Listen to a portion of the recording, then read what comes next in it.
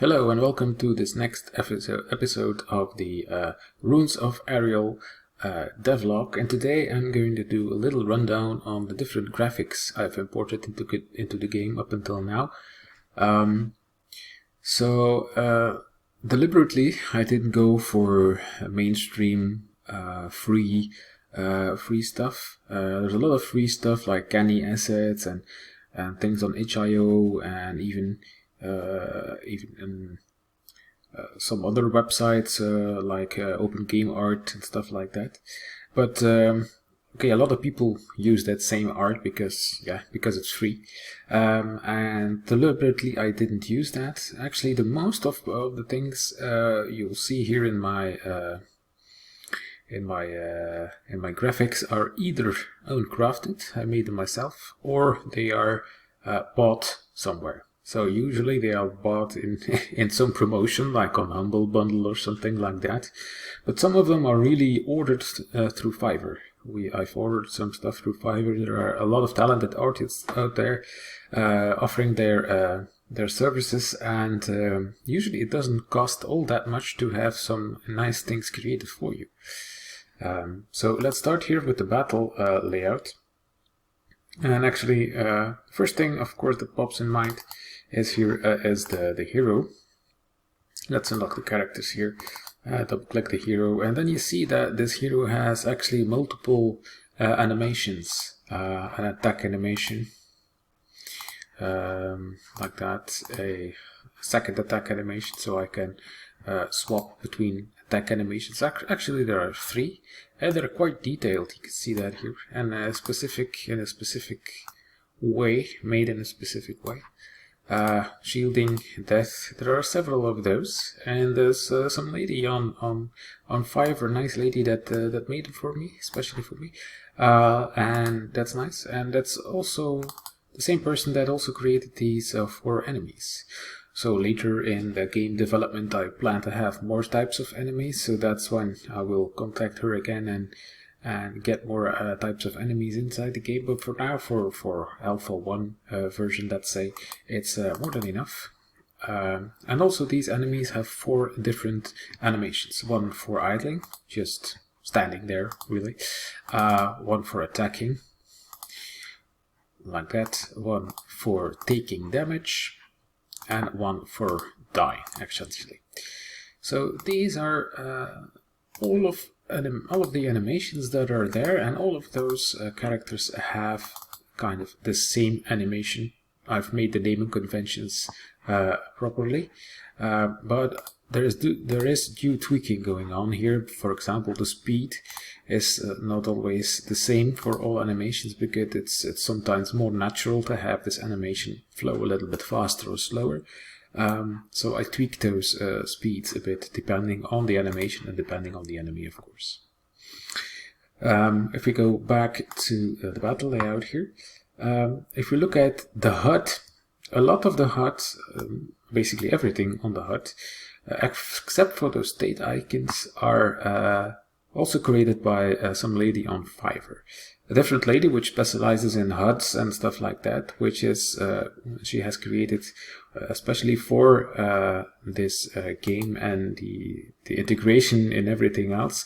She's created some theme, and she would help this theme where all of these things like gold and animations and stuff like that. She also created these animations here for the health, which is something glowing like that.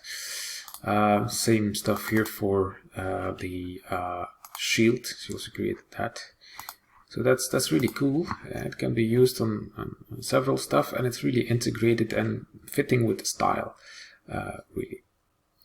So the menus are all this book here, and this was something that was part of a pack which I bought on Humble Bundle, and it's packed with stuff like this button here, and all of these sliders and these hints are basically my adaptations of some images that were in here. So all of the interfaces of the menus and stuff like that are all in the same style, and I really think they are really fitting with the rest of the game So that's why I keep repeating them. It's a very good idea when you have a game and you have a style inside your game that you are consistent with the style everywhere. So also all the animations and the intros, etc. I've let them create in Fiverr are all based on the same theme and the same color palette and stuff like that. So that's it. Then for the cards. But basically the cards, if you go back to the cards here, you can see the cards here. All of these cards are based on a single template, a template that holds everything except the text and the colored inlay here, which I bought somewhere on some site. I don't really recall where, but it's really well done. And I've really adapted that in the GIMP. And the content here, those colored images, are also from like a set which I bought somewhere in a Humble Bundle, I think, or was part of the same bundle with the book backgrounds and stuff like that. It's like a whole tons of 1,000 or whatever images that are all in the same kind of style. So I could create a whole lot of cards. That's only, I don't know how many cards there are in here already. There's only a few of them implemented, and those are all to come. And there are still more ideas to create even more cards, and there's lots of resources left to create more cards. So these are created by myself, based on a template and some resources from things I bought, basically. Oh, you just double click and you see here that it's really really high quality. It's 365 sorry, times 510, so it's really high quality, and they're shrunken down to have a great quality on your screen. Also, the artifacts are based off of a bundle I bought somewhere. Also a whole tons of types of things you can use in RPGs, and I pick some and I do the naming based on thing I do. It's just all in the same kind of style, and I think it's really fitting. Also for the crafting, same thing, also from kind of bundles like that. Effects also, these are bought separately from, I think it was even some were bought from the Sierra store, I'm not sure. Other ones were bought through other sites that offer graphics. So none of those are free, I think, except maybe the smoke or something, I don't really recall, but a lot of them are paid for.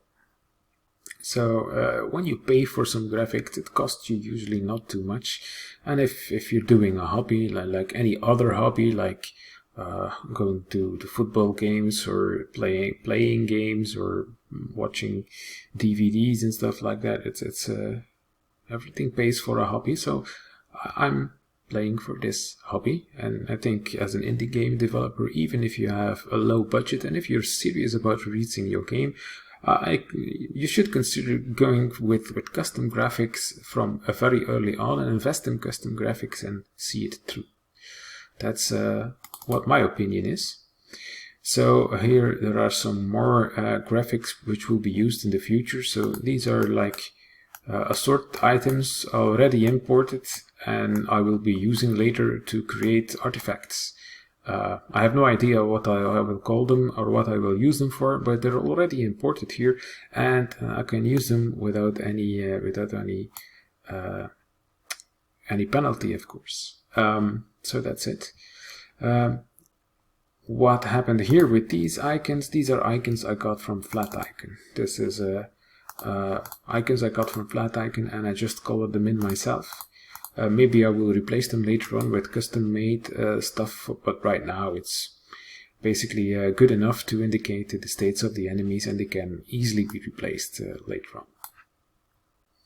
So these are the scrolls. They're actually made by me based on some assets I obtained, like the parchment paper here on the back is an adaptation of something. This you will recognize from the template of the cards, and this content here is also some icons from the same set of icons basically I was using to create artifacts.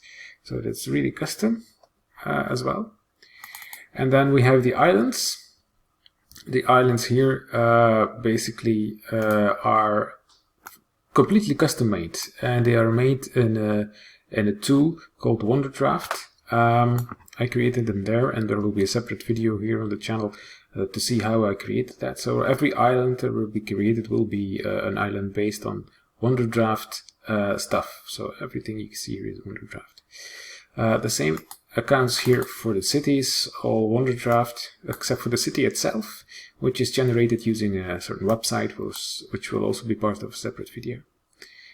And the last thing maybe to show here is the backgrounds. The backgrounds which are here, the foreground brush props and the fog and trees, are also some things I downloaded from the internet and which I adapted a bit to create a nice background. So these are like the things I have for graphics right now. I hope you liked it. As always, please like, please subscribe, and if you want the full source code of the project, be sure to support me on my Patreon page. Goodbye.